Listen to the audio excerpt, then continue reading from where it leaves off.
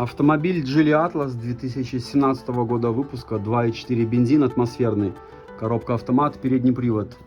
В общем, здесь распространенная проблема. На задней оси есть саленблок, он шарнирного вида, еще называют плавающий.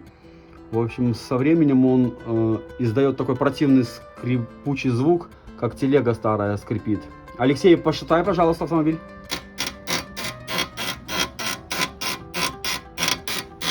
Вот этот вот саленблок в этом месте. Пошатай еще, не останавливайся. Вот такой он звук издает противный. При вот раскачке, вот движении. Все, хорош. Это вот такая раньше распространенная проблема была в автомобилях BMW, Mercedes. Сзади вот этот шарнирный плавающий саленблок, вот тут наподобие такого.